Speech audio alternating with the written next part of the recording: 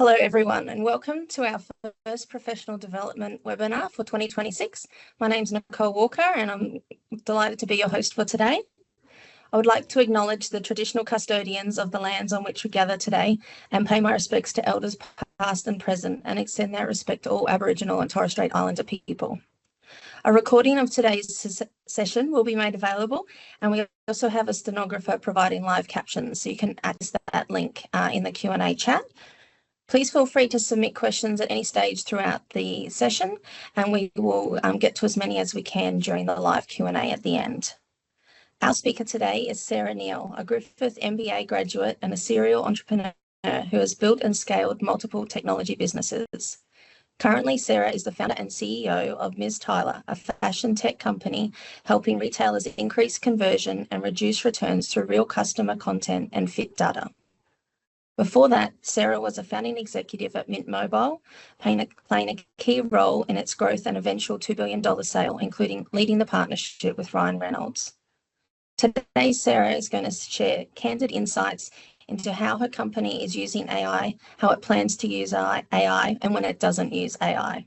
I'm going to hand the screen over to Sarah now, and I will be back later for the live Q&A. So here we go. Hi, everyone. Excited to have you all join. As I was introduced, I run a company called Ms. Tyler, which I've been running now for 6 years. I've raised $2.5 million so far and plan to raise a lot more.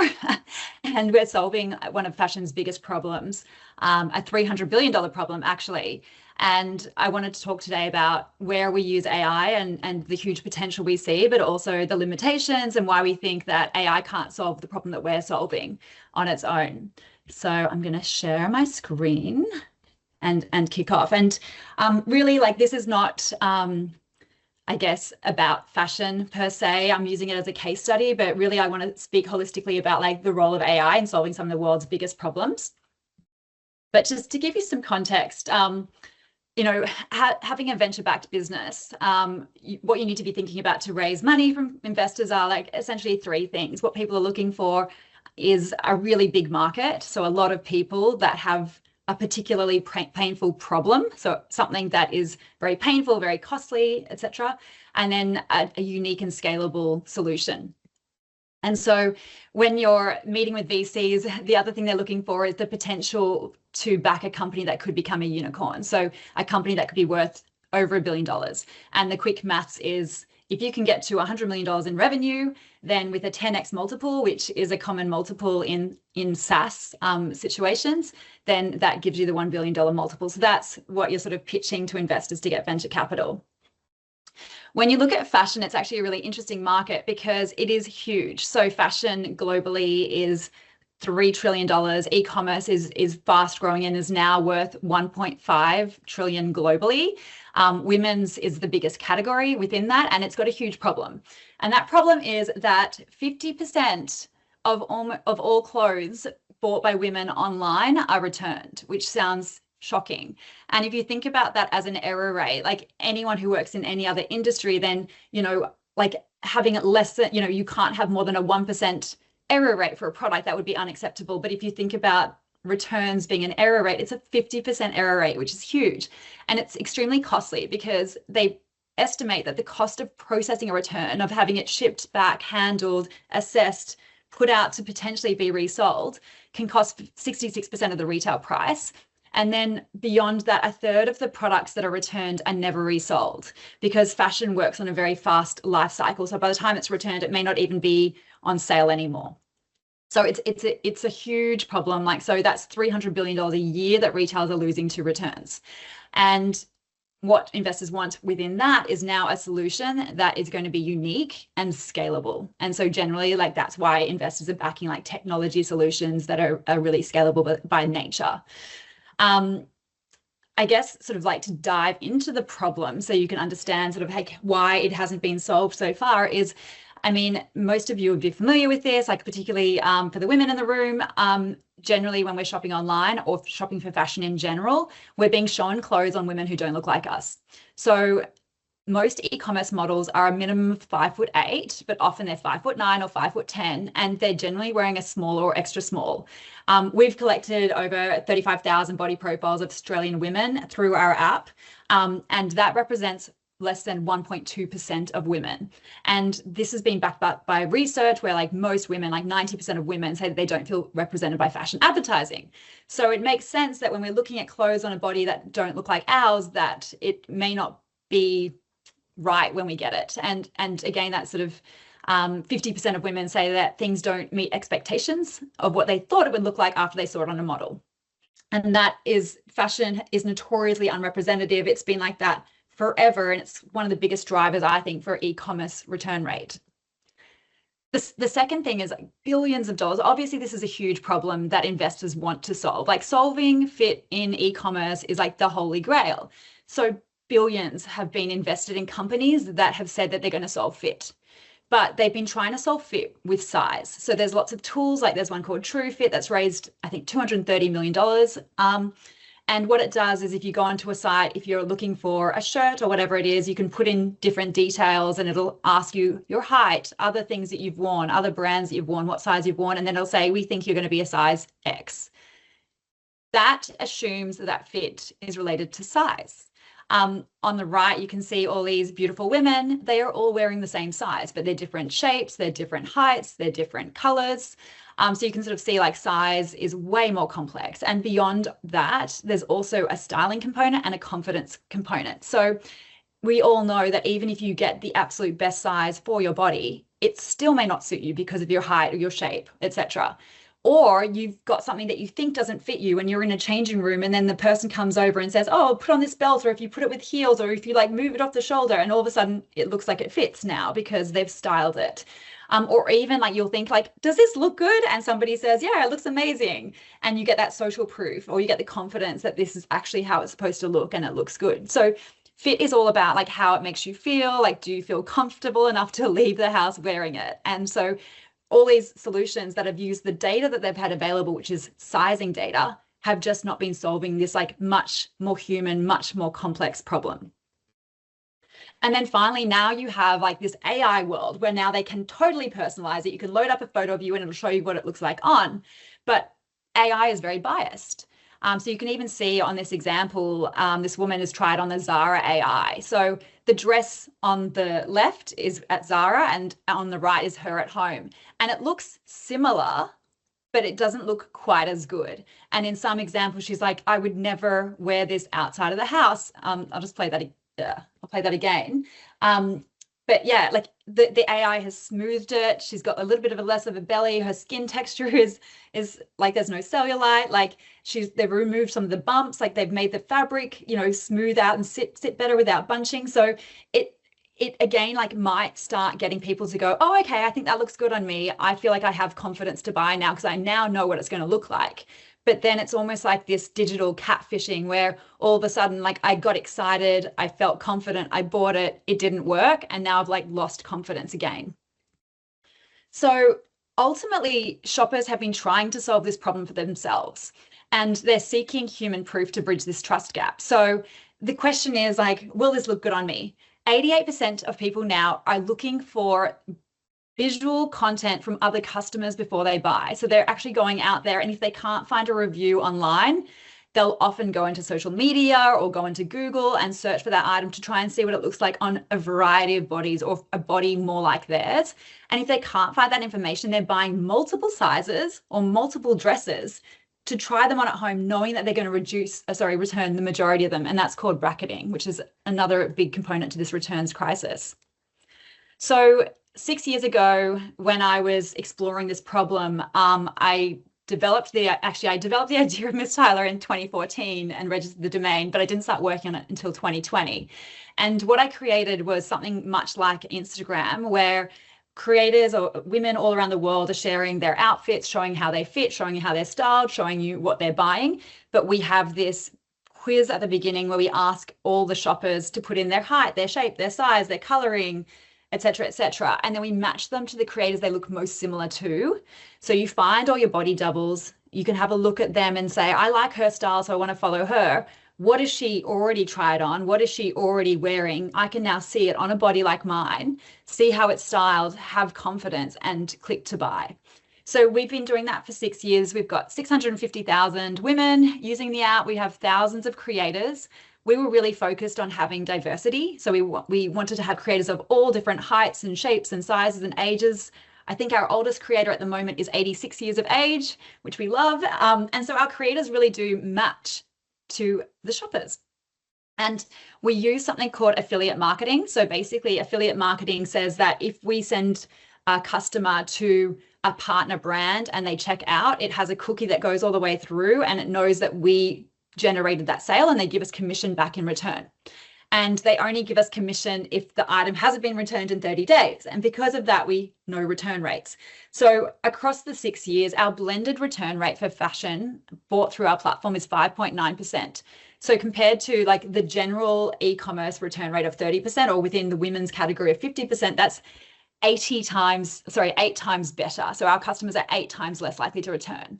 So that's really substantial. And what we've done in the past year is we've been investing in turning what we've learned from Miss Tyler, the app, into an enterprise software that can power e-commerce at scale. And so we've created this tool called FitCheck that basically pulls in user-generated content reviews from our community of creators that match a specific product onto the product page. So when you're looking at a pair of jeans, you can see it on the e-commerce model, but then you can also see it on a range of different bodies, and you can see their heights and their shapes and their sizes and see what size they're wearing and read more about it. And so this is all about solving this confidence gap. Where we're definitely using AI a lot. So we are integrated with Google's Vertex AI, which is their enterprise solution. It powers the back end of Miss Tyler.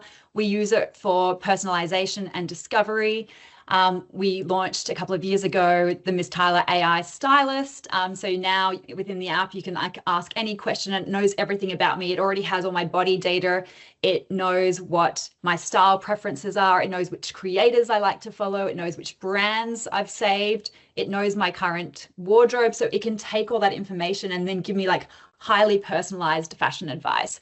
Another where I think AI is going to be really powerful is through universal search and discovery. So in the past, every time somebody posted something to our app, we were manually tagging, or you can, these things. So like in that picture that you can see, we're saying this is black and white and this is oversized, this is the 2-piece set.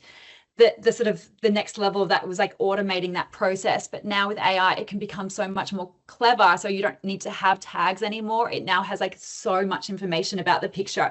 It can understand semantics, it can understand style, and it can use natural language. So now in the future, like when people are saying, what is going to suit loafers, even though we haven't tagged that, it can go through all of the content, find anyone wearing loafers and show them that style. Or if they said, I want a boho chic look, it understands what boho chic looks like and it can pull all that content. So I think that the power of universal search and discovery and relevance is incredible. You will no longer need to have like these filters and these manual processes. We use it for personalization in onboarding. So when somebody downloads the app, we ask them some questions and we're like, oh, that sounds great. We love your style. Like we would call you this persona. And then that sort of changes how like their onboarding process is. So it becomes like super personalized. So that's been really powerful. There's also instances where we, again, like any app like an Instagram, you'll notice that there's different sizing images based on how you see it, whether it's in the grid, whether it's open. All these things suddenly like crop people's heads off, and so what AI can do, which is really something that we're looking at the moment, this is an example where you can see this woman in one of our like daily inspo displays, her head is cut off, but if you can see on the right, you've got like the full image in a different display. What we can start doing with AI is things like, where is the top of the head? Where is the bottom of the feet? And then maybe the image is too narrow, which means that's why it's like bled like that. We can actually generate the background. So we're not touching the human, but we can change the background to make this fit so that we can include the whole outfit and the whole person in the image. It can also identify things like, is there a person in the image? Is there multiple people in the image? Are they standing? Are they sitting? Like, is it relevant? Can we like update the lighting slightly to make it a better quality image? Even things like size optimization. So taking, like, we have user generated content, so people are loading up files themselves, which means some of them like are huge files. So we can determine, like, is someone using Wi-Fi? Are they using data? Like, what's the right size of file to show them so that they're not going to have a slow buffering experience. And then a third part that is really exciting for AI is this idea of like intelligent logistics. So let's just say, for example, you've bought a pair of Adidas shoes. Like, those shoes could be purchased from Adidas, but they could be purchased from Maya, they could be purchased from David Jones, they could be purchased from, you know, like 17,000 retailers in the rest of the world. We have a global community. So we might have somebody who tags something to Maya, but then we can identify that product and then tell you where you can get it that's local to your country, so you're not having to buy from overseas. Or if it's something's not available anymore, it can even get down to the point of like the image recognition and going, well, that's not available for sale anymore, but is anyone selling it secondhand on like a Depop or an eBay? So it becomes really powerful to all of a sudden, like, you're trying to find a specific item and then finding the one that's like optimized. It's the cheapest, or it's the quickest shipping, or it's got your size, or, you know, all those other things. So that becomes really exciting as well. Outside of that, that's sort of like how we use in the context of the app. But outside of that, I mean, like, we as a team use it to make ourselves all more efficient. Like, we're all using it for things like, I've been using a tool called Manus to create investor decks or brand decks. I mean, obviously I use Canva, and they've got some great AI features in there as well, where you can quickly like remove backgrounds, generate backgrounds, do things like that. We definitely use like Claude and ChatGPT and Gemini for things like research, strategy, copywriting, and all those things that you would use to make you more efficient or to have like a thought partner. Particularly in a small business, like, you know, when often I'm like working on things on my own, it's just like nice to like bounce ideas back and forth with someone else, to feel like I'm like not on my own. So I think, you know, AI is super powerful in terms of like just operational efficiency. I think it's incredible when it has like a huge amount of data to be able to serve up that data to people in the most relevant way. But I don't think it can solve really messy, nuanced problems like the fit problem. So where sort of it is, I guess, like the future, AI is going to really benefit where it has proprietary data, where it has core information that is unique to it.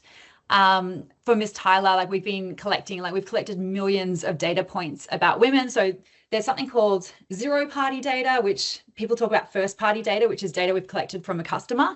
Zero-party data is when somebody's giving you the information for the purpose of you using it to make the solution better. So for instance, in our body quiz, people are telling us their height, their size, their shape, etc., because they want us to use that to change their experience, versus I know that they're using an iOS or an Android. I know what operating system and what phone model they might have. I know what time zone they're in. Those are pieces of data that I know about that person without them intentionally giving it to me for the purpose of changing my experience. But so that zero-party, first-party data is really valuable. So we have over 350,000 complete body profiles, which have given us millions of zero-party data.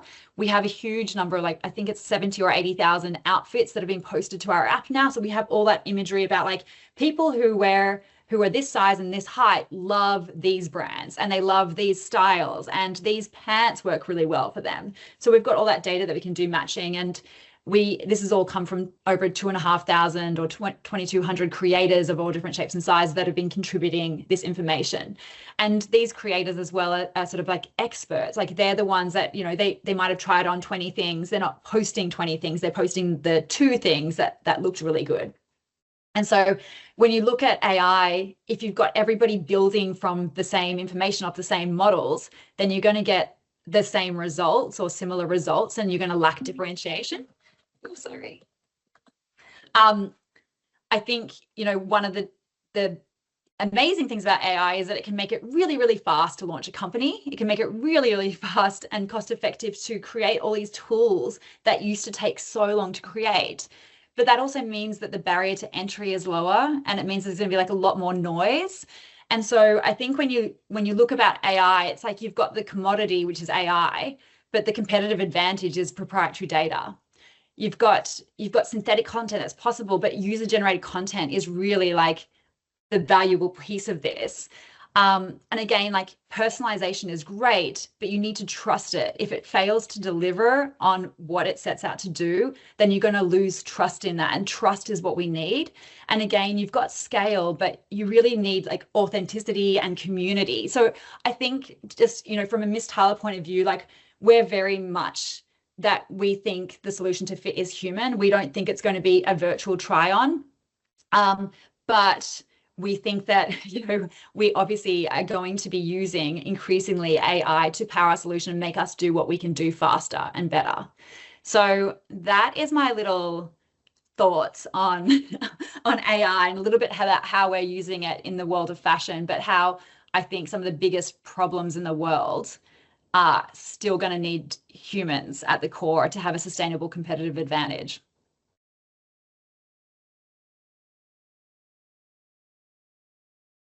And that was quite quick, but I guess more room for questions. Absolutely.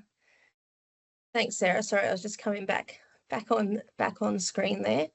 And thank you. We had a couple of people join us perhaps a little late, but thank you very much for joining us. And this session is being recorded, so if you have missed the beginning, no worries. We will send the recording out to you, so apologies for that.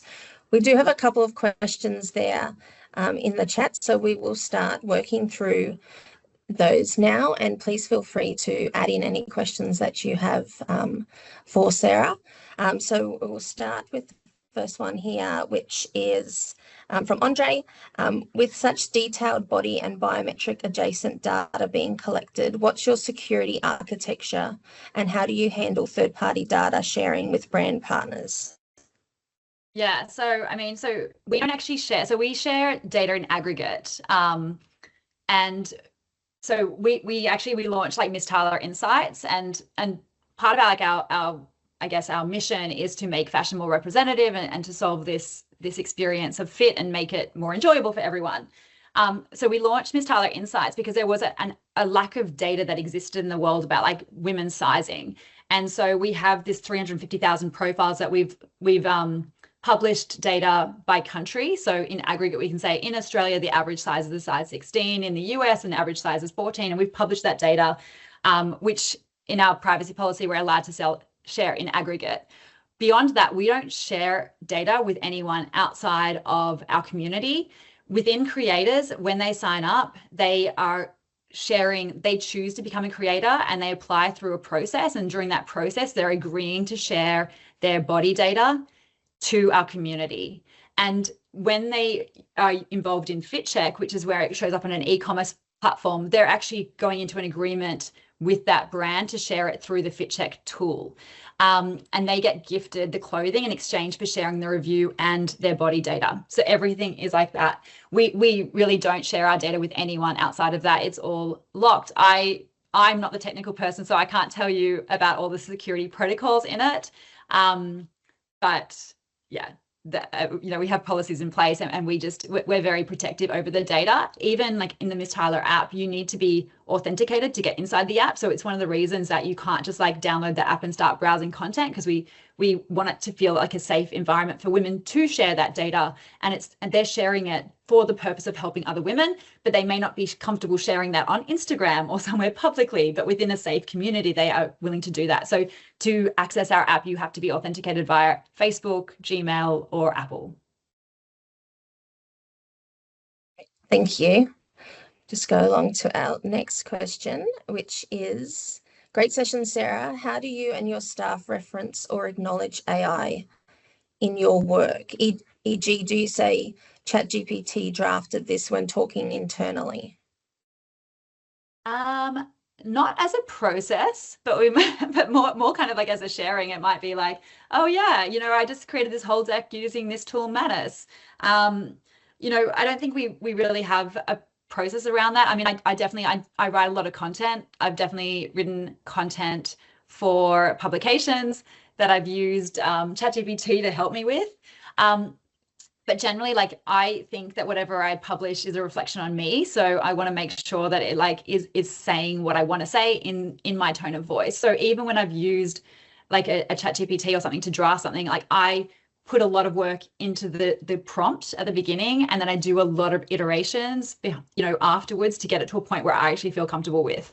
So yeah, we don't have a process or like a policy around it, but genuinely, like, and with our content, like, we really don't touch content. So our content is like, we don't generate AI content, like in terms of imagery for the purpose of our product. Thank you. Our next question is from Gerard, and it is, men have the same problems with finding clothes, especially business wear. I find that AI searches give very misleading, sorry, alert just flashed in front of the question. AI searches give very misleading advice. Are there apps to help us? Well, I used to have a landing page for Mr. Tyler, and it was coming 2022, and then I changed it to 2023. Women have been much more demanding than I thought. And so the intention is always to serve men as well, because I definitely, and, I'm speaking to investors all the time, and investors are predominantly men at the moment, which I do hope changes. But so as I'm speaking to men, they're like, oh, I definitely have this problem. Like, I've got short arms, I have to roll up the sleeves, or I've got broad shoulders, or I'm very tall and everything fits me weird. So I think it's a universal problem. It's just that we started with women. But I mean, it is hard. And a lot of men that I find, they sort of do this naturally anyway. They'll find someone who looks like them, but they're like, oh, that celebrity, I like their style and I know that they like me. So they kind of like copy their look. So they're sort of doing that in that sort of way. Or generally, often what happens is people will try different brands, find that one that works, and then they become super brand loyal to that brand. Actually, another product that we launched a few years ago is called Brands for Your Body. And basically we were taking all the data that we had, and you can go onto the website and put in your height and size, and it shows you the brands most commonly worn by other women, that height and size. So I think the whole idea of that is like, these are brands that have been tried and tested by people with your body. Because we found that brand discovery was definitely key. It was like, I could find certain clothes through Miss Tyler, but I was actually discovering brands, because if that person wears the same things I wear and they like this other brand, I haven't tried that brand before, I'm going to try that brand now and see what else they have. So I think for men, like, that's sort of the workarounds people use. It's kind of trying brands and then becoming super brand loyal, or going into a store or having a stylist. Like, there's styling services now that people use. But definitely I want to have a Mr. Tyler. I want to serve men as well one day, so stay tuned. Thank you. Our next question is, could you please tell us more about the partnership with Ryan Reynolds? Oh, yeah. So I lived in New York for 10 years, and I was working for a company called Mint Mobile. And I did not set up the agreement. I ran the deal with with Ryan Reynolds, but the way it happened was he was on the board at the Parkinson's Association, the Michael J. Fox Parkinson's Association, with the CEO of Mint Mobile. And Ryan was talking about how he was an investor in Aviator Gin. And he was like, if Aviator Gin gets to this much market share, it'll be worth this much money. And David, my boss, was like, well, do you know the size of telecommunications? If we get that percentage of telecommunications, it'll be worth like this much money. And so that was kind of the conversation that started. So we ended up bringing him on as a shareholder in the company. He actually invested money directly in the company. And then we had an endorsement deal over a period of time where he would be the official spokesperson of the brand. And so that over 5 years gained him extra equity in the company. So he then became, like Mint Mobile's owner. And actually, so for the deal, the deal I had to, I worked with like Ryan and his people to do the endorsement deal, but also the company invested in was a brand within a company that we owned. So I had to set up a whole nother entity, apply for telecom licenses throughout all of America, do a transfer of assets across to this, and then do the investment with Ryan. So it was a pretty big project. Thank you. Our next question, I think, stemmed from the earlier question around data security, and this one is around how hard is it to find the right IT staff to help with AI? Yeah, so I mean, I've had the same tech team for 6 years. And so we have never hired someone who is a specialist in AI, but a lot of AI, like when you speak to technology people, I mean, AI has been around for a very long time. It's just become the natural language has allowed access to more people and more applications. We worked with Google and we use Google's Vertex AI, and they've been really supportive. So like, again, it's such a new technology as well and it's changing so quickly that you don't necessarily need to find the people that are the experts. You need to sort of train people up and build that capability within the company. So Google has been excellent for us. And it was actually kind of the reason that we chose Google over some of the other solutions out there, was because their team was just easier to work with and were able to help us and onboard us and provide us support and resources. So when we first started speaking to them, we told them a bunch of the use cases that we had that we imagined that AI could solve for. And then they came back and told us about, like, some, solutions that they had and the ways that we could, lower touch, lower effort ways of using Vertex AI to implement those solutions, and then worked with us across the board on it. So, yeah, I mean, I think, we've been developing the expertise in-house, but definitely leaning on partners. The next question is, I feel like humanness is so important now. When people see or sense AI is involved, they often switch off. What do you do to make sure you're coming across as human when it matters? Yeah, it's interesting because I am speaking to a lot of brands at the moment about fit check, and what I'm seeing as like a general pattern is that you've got the e-commerce product teams, and their job is to make the product pages really effective. They care about looking at what is the conversion rate, what is the return rate, how do we optimize this, what tools can we use, should it be a red button or a black button, like all that sort of stuff. Then you've got the marketing and brand teams, and they're like, this is our brand, this is our identity, this is, 10 years in the making, we can't risk our brand for anything. And there's this balance between the e-commerce teams know that putting user-generated content and authentic human content on the product pages triples conversion rate. They know that visual UGC can triple conversion rate. And then they're battling with these marketing teams that are like, oh, but we have to be very protective over our brand. We want it to look perfect. And you've got these marketing teams, and fashion has just been so underrepresented this entire time. And it's kind of got this aspirational persona that just is disconnected, honestly, from the way the world is now. Like, I think culture has shifted even over the last 6 years from macro creators to micro creators. Like, we as consumers, we want to be looking at content that is relevant to us, that is authentic, that is relatable. And there's kind of like this issue within fashion, I think, where they're a little bit behind and they're so protective over the brand that they're missing out on these opportunities. And so the way that we've been sort of trying to address this is, first of all, like, our content, you can work with creators. Part of the issue with user-generated content, normally it comes through reviews. So there's like Bazaar Voices and Yotpo and all these places where you can leave reviews. They have no control over that content, and often it's text only, it's missing visual. If it's visual, it might be like somebody sitting in a cafe and you can see a portion of the outfit, or it might be like the item lying on a bed. So it's not useful content. And then even when people do submit content of it fitting their body, it's less likely to come from women that are mid-size or plus size, which is like over 2/3 of the population. So you're not getting representative content when it comes through. And so from a brand perspective, it can be a negative sales tool in exchange for that.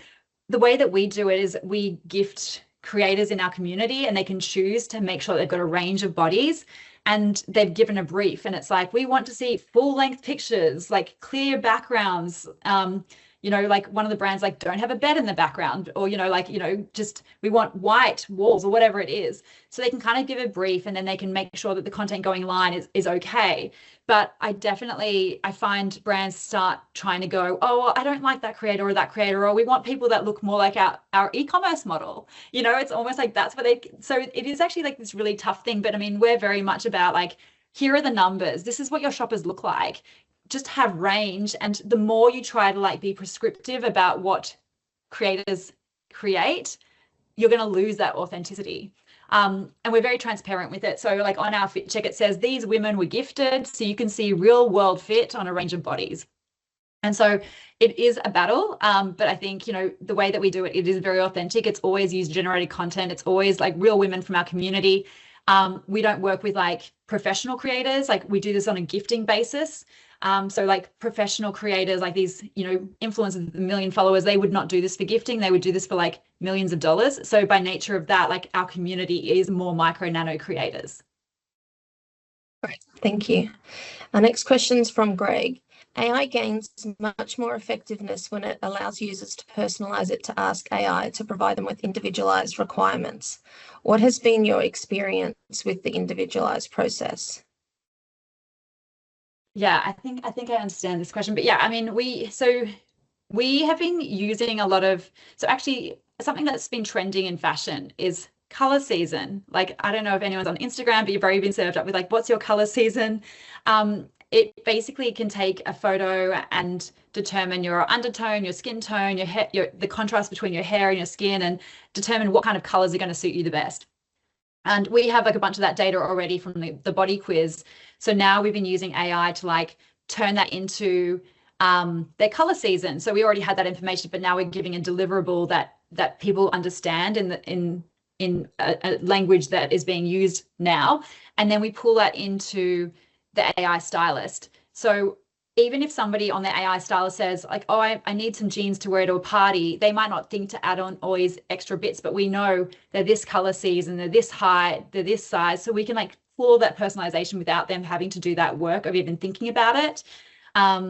So we definitely, and we've been trying to incorporate it more into the onboarding as well. Like we now have a style quiz where it's like,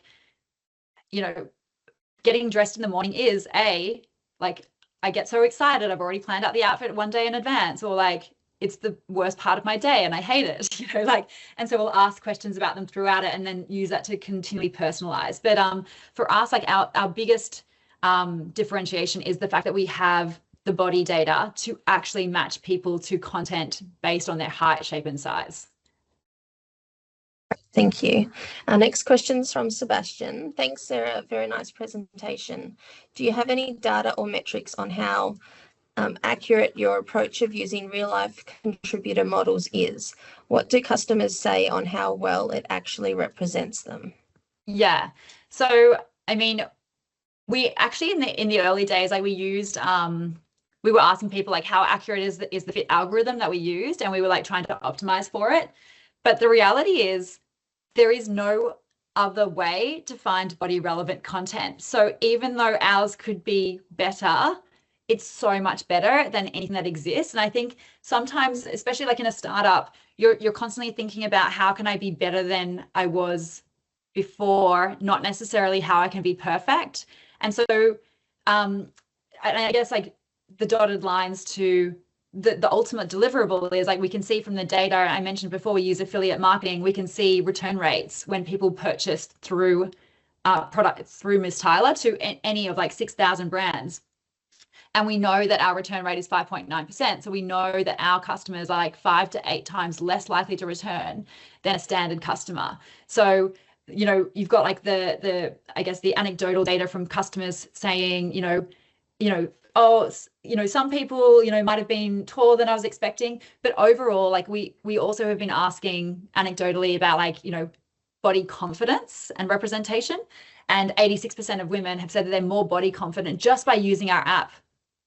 By one, finding people that look like them and kind of just going, oh, she looks amazing in that. I could look amazing in that. It's going to be in my size. And second of all, just like seeing diversity and remembering that like women come in all shapes and sizes and ages, but really the data on like the fit component is like the proof is in the pudding. Like we've got that return data that they're less likely to return. Thank you. And the next question goes nicely into that from Riyadh is, how useful is this tool for outliers like very tall or short women who usually have trouble finding any fitting clothing? Yeah, it's a great point, and it still works. Like we I guess it makes sense that the creators, so we on our platform, we don't share follow count. So nothing in our app is about popularity. It's all about relevance. That's who you're getting served up to. But when we were first live, we had a few creators that as a creator, you can see how many people follow you, even though the public can't. And they were sharing on Instagram and saying, I just hit 10,000 followers on Miss Tyler. And we had this creator message me and she was like, I've only got 200 followers. what am I doing wrong? Is my content wrong? And I was like, no, but the people that are hitting 10,000 are 5'4", 5'5", and a size 14 or a size 16. They match with more women. You're 4'8". You're great. Your content is great. You're petite. You match with less people, but the people that follow you, you are the most valuable person because you're the one who, like, they trust you more than anyone else. So because we're doing this matching, it's not about popularity. And again, like these algorithms that do popularity, it's like the popular people become more popular. On ours, it doesn't matter that somebody is the most popular. If somebody's 4'8", they're getting matched with this other person. So the body algorithm allows us to like always do that relevance. And yeah, if you're particularly tall, then we'll do things like, so like, let's just say the weighting is height is the same plus or minus 1, gives it a score of X. But at the outliers, you might go, anyone who's over 5'8" can be in this bucket plus 1. So, you know, you don't all of a sudden like limit people. So you can sort of do that on the edge cases, but yeah, like it still works. Right. And the next question is there a charge to create? Which might be put content into the platform. Yeah, so no. So basically the way that we work is it's a free app for users, and it's also free for creators. Creators, honestly, there was at the very beginning, I was thinking about charging creators and then saying it's $20 a month, but every time you post, it takes $5 off your thing. And so if you post 4 times, it's free. But I ended up not doing that because ultimately the creators are the value. Like they're the ones who are coming to the community. So you don't want to create a barrier. The value comes on the other side through advertisers. So brands wanting to get in front of our community, or through affiliate. And affiliate's a great tool because so basically affiliate is where a brand will pay us only if we deliver a sale. So advertising used to all be about like you paid for impressions and you had no idea what your results would be. I'm buying a banner ad for $5,000 and it may give me sales, it may not. Then it shifted to cost per click, which is better. And then it's moved to cost per acquisition. So I'm only paying if I get a sale. And so that's sort of the way affiliate works. And affiliates become really powerful and popular. It's been around for a while, but particularly in the last 5 years with the creator economy, it allows anyone, you know, posting recommendations, whether that's a publication or a creator, to share and to earn commission back in that way. But really for us, our focus from a monetization point of view is actually on FitCheck and having the software and having brands pay us to have this software on their site that increases conversion, reduces returns, and through working with our creators to create the content. So from a user point of view, it's free. From a creator point of view, it's free, and the money comes from the brands. Great. The next question is, you spoke earlier about maintaining trust with the consumer. How do you build trust, or I guess confidence, with AI when you're getting ready to launch a new workflow or something similar that you've identified? Yeah, I mean, even just like thinking back to when we were first building the algorithm, what we did was we did a few different things to like see what was going to be pushed out there. So first of all, we had like a database of like 400 creators, which actually at the time we had celebrities. So before I had creators, I used 400 celebrities. And then we had the body quiz was put in your body data and find out who your celebrity body double is. So what we did is we had the algorithm, and then we basically like printed off almost like every single one of those creators and then their top matches side by side. And so visually you could kind of go through there and go like, does this make sense? Is there an outlier? What's going on with the algorithm to change that? And then we launched it with users, and we did like beta testing. We got like a lot of feedback that way. So you're kind of using a few different ways of like looking for like anomalies. When we had the AI stylist, actually, when I first launched that, I had a meeting with like the editor of Financial Times, the Financial Review. It was like a big meeting, and I was like all about AI. And I put in a prompt into our AI stylist, and I was like, I'm meeting with XYZ reporter from, this publication. Tell me about her style. And she's like, well, as a woman over 40, she's probably wearing flat shoes and da da da. And I was like, oh my gosh, our AI is so biased. And so I quickly like removed the personalization from there, like, the body data from there, because I was like, it's talking like 40 years old, and it's giving judgments on what somebody that age would wear. And so we actually, I guess the thing with AI is like something may not work at a point in time, and then 2 days later it works because it's been improved.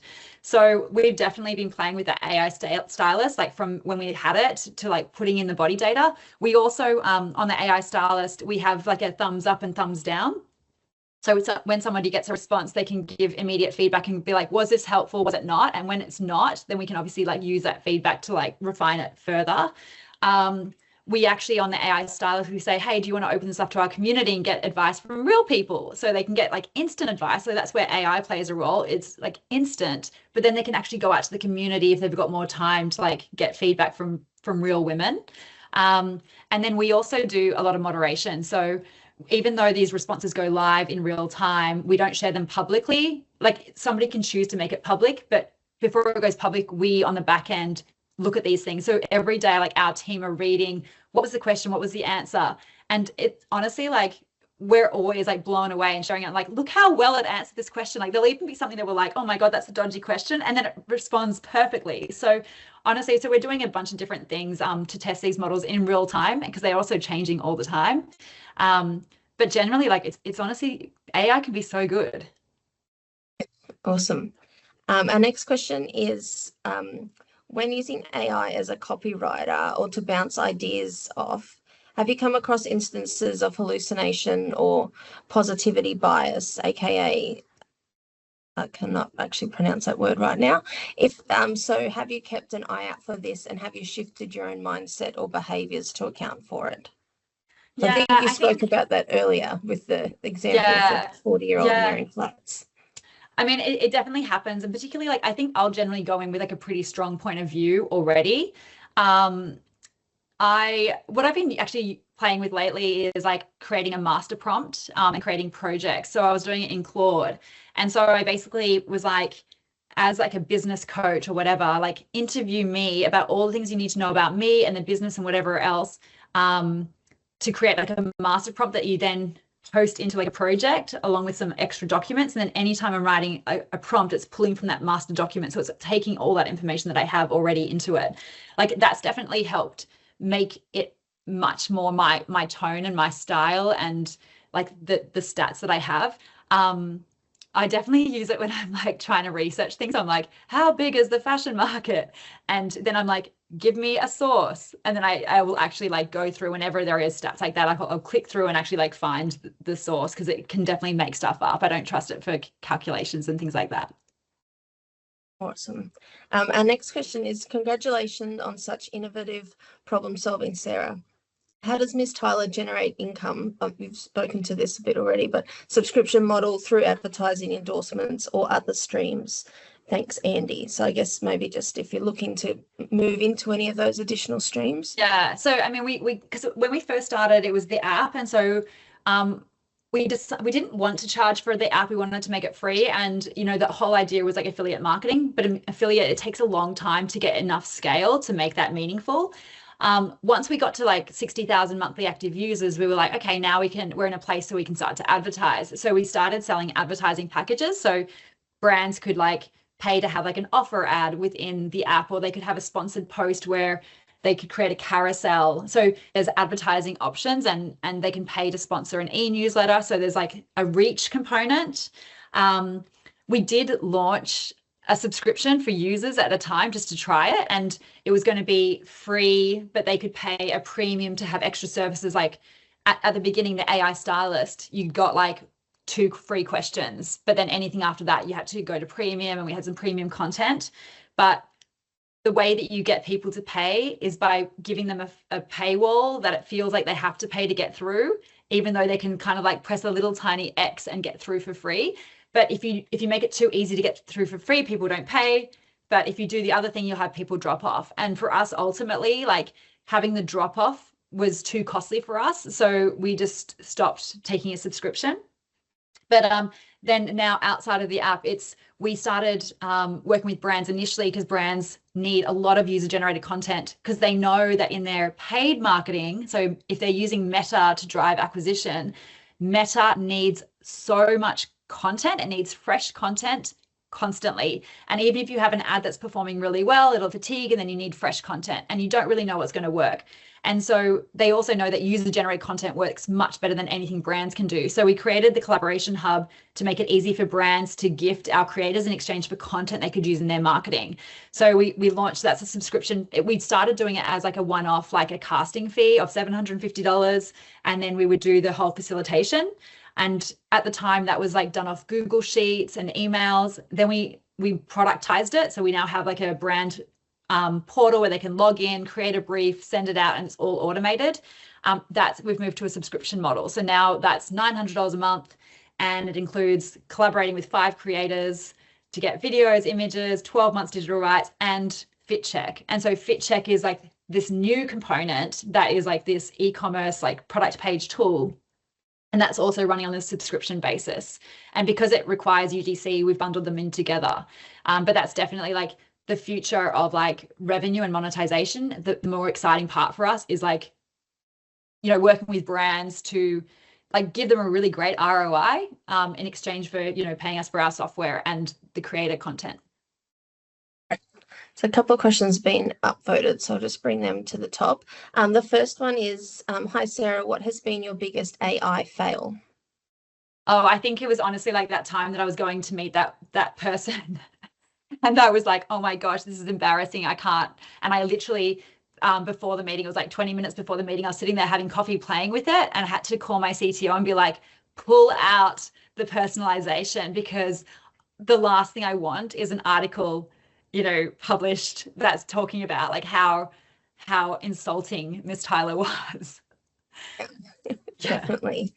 Then the other one that was also been upvoted is, given the known environmental consequences of fast fashion and overconsumption, what actions are being taken to be more conscious in this space? And are there any brands you don't work with because they are known to be poor environmental contributors? And the example given is Shein. Yeah, I mean, what I would say, I mean, there's actually some interesting things there. First of all, like the way that we see ourselves is like we aren't making any judgments. Like we are here to serve the community as a platform where women can share content and get matched with content. So Shein is actually like one of our most tagged brands. I went to a conference, and actually, you know, one of the people from Shein was speaking about like the sustainability side of what they do. And they're very interesting. When they launch a product, they'll launch a very small like number of units, and then they'll test it to see if it's selling. If it's selling, they have a market of producers that can quickly jump on board and match demand. So they have very little wastage from that component. Compare that to like a traditional fashion. They might produce 100 units of an item.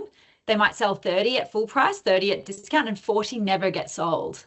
Like that is the reality. And that's not even talking about the returns issue. So generally we're brand agnostic, we're style agnostic, we're just a platform to do this. But ultimately, if we can reduce the return rate, then even if it's a less sustainable product, we're already having like a big impact on sustainability, even just by taking the inefficiency out of the process. Obviously, like as a person, I love the idea of like, you know, brands that have like, you know, that are slow fashion, that, you know, are using natural fibers, that are environmentally conscious, that aren't using slave labor, like, you know, that have human rights. Like I don't condone those things, but it's just sort of like, that's just not the role we play. But I'm also excited about the circular economy as well, and about like, you know, like when the secondhand community is thriving, like this idea of like extending the life of items, repairing items, reselling items, or renting items. And one of the issues with that is like if you've gone to eBay or Depop to buy a dress and it's only available in one size, which may not be your size. Whereas in our community, if we've already matched people that are the same body, how easy is it for them to go, oh, I want to shop from her wardrobe. What is she selling? Like, so we're already doing that match, which is so critical for like the circular economy. The next question is, how do you prep for a meeting when you are going to ask someone for $1 million investment or partnership? It's funny because like in the early stage of a company, you're not going in there and saying like, this is our EBITDA, this is our revenue, this is like you don't have like the numbers. You're selling a story, and you're selling like a possibility. And it's been a really hard thing for me to sort of like shift, because I'm a marketer by background, which is very much like under promise, over deliver. But when you're pitching to VC, you almost have to like sell the dream. Otherwise it won't become a reality. You can't sell like what you know is going to happen. You have to sell what you think could happen. And ultimately, like, investors are going to look at, like, is it a big market?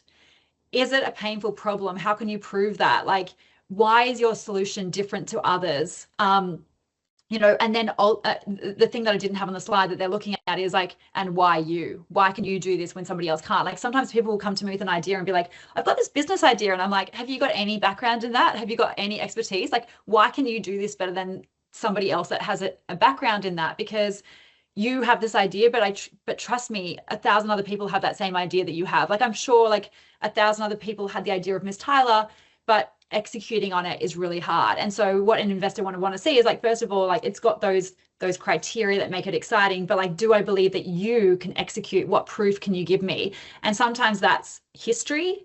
Like, if you've started companies before, sometimes that's traction. So you might have a business, and like when I started Miss Tyler, before I got my first check, I had built the database of 400 celebrities and had the fit algorithm. And then I launched a Facebook quiz, and it was like me and Alexa Chung. And it was like, Alexa's my 98% body double, who's yours?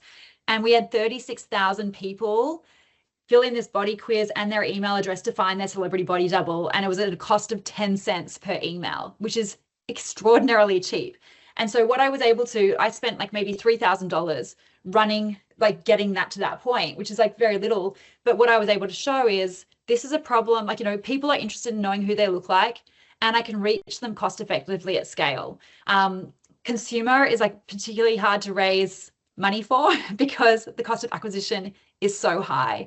So yeah, I think all that to say, actually, when I go into an investor meeting, actually two things. When I'm in the day-to-day Miss Tyler, all I care about is the problems. If something's going well, I don't focus on it. And I think, what is the worst thing that's happening in the company right now that I can try and fix? And if it's doing good enough, I ignore it. It can make me feel like everything's going badly. When you go into an investor, you have to completely switch out of that mindset, and you have to be thinking about, like, you're not thinking about the small, like, little problems. You're thinking about the potential. If everything goes well, like, what's going to happen? And so mindset is so important. And like, honestly, like, my best advice now to founders is like, go on a holiday before you go into like a massive fundraise, because you need to have energy, and you need to have clarity, and you need to be like optimistic, because like that is what people are going to like invest in. Thank you. There was a lot of incredible insights, I think, there in that answer that you just shared with everyone. So really appreciate that. I'm going to have to make this one probably our last question. And so this one is, thank you, Sarah, for your presentation. I'm keen to know who your biggest competitor is. And do you feel pressure to use AI to keep moving at pace, given how fast technology moves? Yeah. So I guess looking at competitors, we've got a few different competitors, right? So you've got, if you're looking for fashion discovery, like as a consumer, then people are going to Instagram, or there's a company called Like to Know It, LTK. LTK is probably the most similar to us. It's like a fashion discovery based on influencers, essentially. I guess they started, maybe 5 years before me, but it was very much about, the influencer blogger back in the days where it was like macro based. And they very much have a mold about like, who they wanted on their platform, to the point that we had like creators that are like these amazing, fabulous fashion creators that are 50 that got rejected multiple times because they weren't their image of what they wanted on their app. And so I guess like our competitive advantage against that app is that they're kind of like old school influencer thinking, and we're like real world, like, inclusive and for everybody. And I think that's a really hard thing for them to suddenly switch off and be like, oh no, now we care about everybody. So I think, when you think about sustainable advantages, like, having like a relationship standing for something, like being known for it and trust is so important. When I think about FitCheck, I'm competing with other people that can put user generated content on product pages, which is like Bazaar Voice and Yotpo. And they are, it's interesting because I'm pitching against these brands when I speak to retailers. They're both worth, I think, $2 billion valuation. Teaser, I'm not worth that yet. But I think where we sort of like can compete is like we are for purpose. So like we were designed, we understand like women, like we have empathy, we're built for fashion, whereas they're built cross category. They're built to serve reviews for toasters or for, you know, bedding or for clothing. And so they're cross category, whereas we're category specific and doing a job that is, you know, more sort of, I guess, detailed than what they're doing. Awesome. Thank you so much, Sarah, and so generous with all the insights that you have been sharing with us today and across a broad range of topics. So any question that was put to you today, you immediately could answer it. So great testament to you and obviously the skills as CEO and founder that you are comfortable in talking to. Really was clear today. So really appreciate you being here with us today. And just to wrap up, I've just got a few quick opportunities to share with the alumni community who are joining us here today. So firstly, we know that life gets busy, but making a will is one of the most important ways to care for the people you love. And so we have partnered with Safe Will, Australia's leading online will writing platform. And we currently have an offer where you can write your will for free until the 30th of March. So it's quick and secure, and you can do it online, and it only takes around 20 minutes. So, and I got the email about Safe Will, and I've been meaning to do a will for ages. So I went through and did it. So I now officially have my will through Safe Will, and I can tell you the process was so good, and I've been telling everyone to do it. Awesome. Oh, thank you. That's great testament for everyone. Thank you. And then two more quick reminders is, so Griffith alumni, we know that you receive a 10% fee discount on a wide range of postgraduate degrees. So if you've been thinking about upskilling, specialising, or even pivoting your career this year, it's a great opportunity for you to explore. And the discount is also available on several of our one-year master's programs. And then lastly, we've got a huge number of events coming up. So we're putting all the details in the chat. But so in April, we're going to be in Beijing and Shanghai. If you are nearby there, we're also launching Connected at the Carlisle Hotel here in Brisbane. And that's a new flagship event bringing alumni together across Southeast Queensland. You'll be able to choose from 4 high-impact mini sessions before moving into networking over canapes and drinks. It's going to be a fantastic evening, so keep an eye on the inbox for that one. On 14th of May is our next webinar, and that's with Adrian Young on decision making when it matters most. He's the head of aviation and works closely with us with our Qantas partnership. And we'll also be connecting with alumni in Delhi and London in May as well. So lots on, and we'd love to see you involved in many of the opportunities that Griffith has available for alumni to connect with the university. And now today, as we close, we're going to share a short video on e-waste, which we think ties in nicely with today's topic, given the growing impact of technology and consumption globally. So thank you all very much for being here with us. E-waste has become the fastest growing waste stream on the planet. Every year, millions of tons of e-waste end up in landfills, leaking toxic metals into our soil and waterways, and sparking fires that threaten communities and the entire ecosystem. Despite existing programs, most people still don't know how and where to safely dispose of e-waste. My research focusing on identifying interventions that can improve current e-waste management systems. At Griffith, I spoke to students, staff, and recycling experts to understand why solutions weren't working. We uncovered real barriers, lack of knowledge, inconvenient drop-off points, and yes, even the simple honesty. We are just lazy.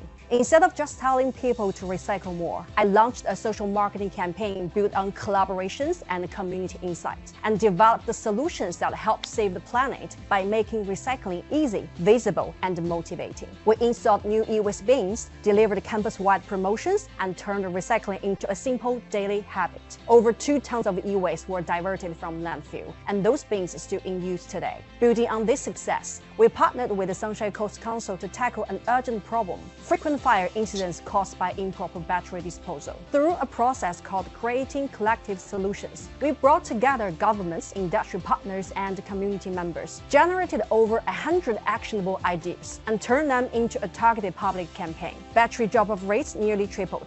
significantly improving public safety. This is a research in action. Bring academics and practitioners together with the community to learn what works best. It demonstrates how multidisciplinary stakeholders working together can solve even the most urgent environmental challenges. Our research can be adapted by governments, universities, communities across Australia. The legacy is clear.